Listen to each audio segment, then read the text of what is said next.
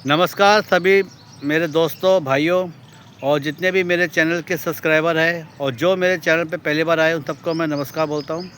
और आप सबसे मैं क्षमा चाहता हूं कि मैं बहुत समय से कोई वीडियो को अपलोड नहीं कर पाया। बहुत से लोगों की शिकायतें आई हुई है कि आप कोई वीडियो अपलोड नहीं कर पा रहे, हमने आपको इतनी कहानियाँ भेजी है, हमारी कहानी कब सुनाओगे। तो मैं आपसे कहता हूँ कि आपकी कहानियों को मैं बहुत जल्दी सुनाने जा रहा हूँ। बस कुछ समय लग गया था, मुझे कुछ निजी कार्य थे मेरे, जिसके चलते मैं कोई वीडियो को अपलोड नहीं कर पाया। लेकिन अब आपको ये शिकायत नहीं होगी। अब मैं रेगुलर बेसिस पर आपको अपनी कहानियाँ भेजता रहूँगा। और आप लोग इतने प्रेम के साथ मेरे साथ जुड़े हुए, उसके लिए आपको बहुत बहुत धन्यवाद। तो आज की एक कहानी मुझे जो मिली है वो भेजी है रवि पाठक जी, जो दिल्ली के एक गाँव में रहते हैं। तो उनका अनुभव मैं आप लोगों के साथ साझा करूँगा। और रवि पाठक जी मेरे सब्सक्राइबर भी हैं, तो वो मेरी कहानियाँ सुनते हैं, तो उनको लगा कि उनके पास एक ऐसा अनुभव है, तो उन्होंने भी अपना अनुभव मेरे साथ शेयर किया।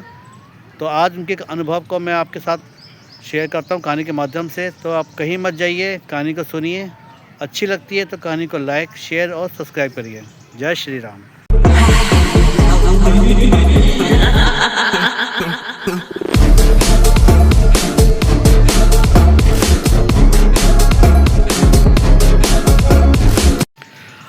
आज की कहानी रवि पाठक जी ने भेजी है।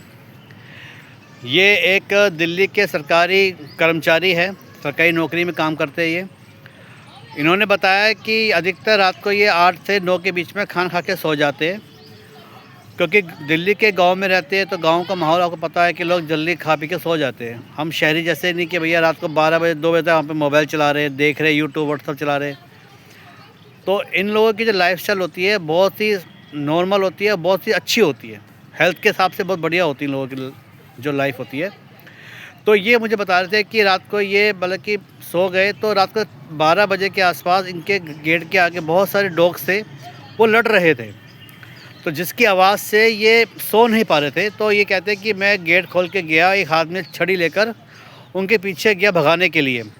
उनको भगाते भगाते कह रहे मैं एक चौराहे तक आ गया रात में।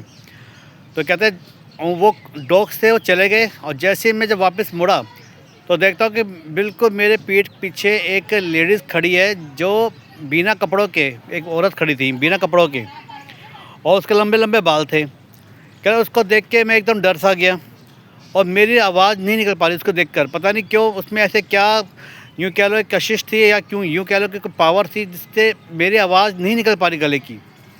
कह रही वो औरत मुझे देखती हुई एक घर के आगे जाके बैठ गई, और उसने अपना सर नीचे किया, बाल पूरे चेहरे पे आ गए, और ज़ोर ज़ोर से उसने अपना सर घुमाया और रोना शुरू कर दिया। कह रहे ये सब देखकर मेरे एकदम, कहते यूँ कह लो जैसे कि जान निकल गई पूरे शरीर के अंदर से। मैं एकदम वहाँ से भागा, और भागते भागते अपने घर पे आ गया। और घर पे आके मैंने अपनी वाइफ को बोला कि भैया मैंने एक ऐसी चीज़ देखी है कि एक औरत को वहाँ पर बैठे हुए। तो मेरी वाइफ बोली ऐसा कुछ नहीं होता, तुमने कोई सपना देखा होगा, तुम नींद में गए थे शायद, ऐसा तुम्हें फ़ील हुआ। मैंने कहा कि मैंने बिल्कुल क्रिस्टल क्लियर देखा उस लेडी को, तो मैं कोई झूठ नहीं बोल रहा। तो वाइफ बोली ठीक है, सुबह बैठ के बात करेंगे, अभी आप सो जाओ। तो मैं सो गया। तो सुबह जो दूध वाला आता है उसने आके बताया कि भैया आपके जो 3 गली छोड़ के जो सरपंच जी रहते हैं उनके बेटे की डेथ हो गई। ये सुनकर मुझे और झटका लगा कि ये तो वही घर था जहाँ वो बैठी थी कल चुड़ैल। तो मैं आनन फानन में भागा भागा उसके घर पे गया। वहाँ देखा कि वहाँ बहुत ज़्यादा भीड़ लगी हुई थी, तो और उनके बेटे की वहाँ पे डेथ हो चुकी थी। तो मैंने पूछा क्या हुआ, कैसे हो गया। तो कहते कि पता नहीं, बता रहे थे कि रात को मेरा बेटा सो रहा था, अचानक ज़ोर ज़ोर से चिल्लाया कि कोई इनकी छाती के ऊपर आके बैठ गया है, कोई लेडीज़ है, ऐसे बोल रहा। देखिए हमें वो लेडीज़ नहीं नज़र आ रही थी, लेकिन मेरा बेटा बोल रहा था कि मेरी छाती के ऊपर कोई आके बैठ गया है और वो मेरा गला दबा रहा है। इतना कहते ही उस मेरे बेटे की डेथ हो गई। तो जब मैंने ये बात सुनी तो मैं बहुत डर गया। और वहाँ बैठे मैंने एक पंडित जी से बात करी कि पंडित जी बुरा मत मानना, ऐसे टाइम में शायद बोलना ठीक रहेगा या नहीं रहेगा, क्योंकि कल की बात है। कल जब मैं अपने घर से उन डॉग्स को भगाते हुए यहाँ तक आया था रात के 12:30 बजे, तो मैंने यहाँ पर एक लेडी को देखा था जो बिना कपड़ों के बैठी हुई थी और रो रही थी आपके घर, इनके घर के थली पर बैठकर। तो पंडित जी ने कहा कि ये जो तुमने देखा है ना, ये शायद वो चुड़ैल होगी, और इसको देखने के बाद जो भी इसको देखता है उसके साथ अनहोनी होती है, और जहाँ ये जाके बैठ जाती है उस घर में भी अनहोनी होती है। और ये अनहोनी का पहला प्रमाण आपने देख लिया बेटा, इनके घर में डेथ हो गई। तो आप कृपया अपना थोड़ा ध्यान रखना। तो रवि पाठक जी ने बताया कि ये बहुत डर गए और घर जाके अपनी पत्नी को ये सब बातें बताई कि ऐसे पंडित जी ने उनको बताया था कि ऐसा हो जाता है चुड़ैल को देखने के बाद।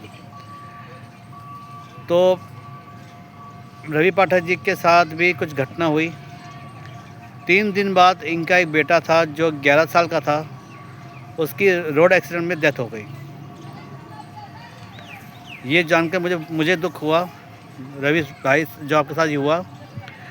तो रवि पाठक जी ने बताया कि जो मैंने देखा कि उस चुड़ैल को, तो मेरे साथ ये अनहोनी हो गई। और आज उस गांव में जो भी उस चुड़ैल को देखता है उसके साथ अनहोनी होती है, उसके साथ होगी या उसके परिवार के किसी सदस्य के साथ होती है। अनहोनी का मीनिंग है कि मतलब कि किसी की डेथ होती है वहाँ पर। तो ये जो डर का माहौल है ये आज बहुत ज़्यादा उस गांव में आज भी है, और ये पुरानी बात नहीं है। आज भी उस गांव के लोग रात को निकलने से डरते हैं, और 9 बजे तक पूरे गांव में सन्नाटा छा जाता है। ये सच्ची कहानी है जो उन्होंने भेजी है, और इसका प्रमाण उस सरपंच के बेटे को जो उनकी डेथ हो गई उनको पता है, और इस रवि पाठक जी को जिनके बेटे की डेथ हो गई। और इसके अलावा राह में जो रात को लोग आए शादी से आते हुए, जिन्होंने उस चुड़ैल को देखा, उस चुड़ैल को जिसने देखा है उनके साथ अनहोनी हुई है, पक्का हुई है, ऐसा उन्होंने मुझे बताया है। आज की कहानी मैं यहीं समाप्त करता हूँ। आपको ये कहानी कैसी लगी प्लीज़ मुझे बताइए। यदि आपके पास अपना कोई ऐसा अनुभव है तो प्लीज़ मुझे जीमेल पर, जिसकी आईडी है manishmishra@gmail.com पर मुझे भेज सकते हैं, या मुझे व्हाट्सअप कर सकते हैं मेरे इसी नंबर पर 9210145829 पर, या मेरे कमेंट बॉक्स पर मुझे अपनी कहानी भेज सकते हैं।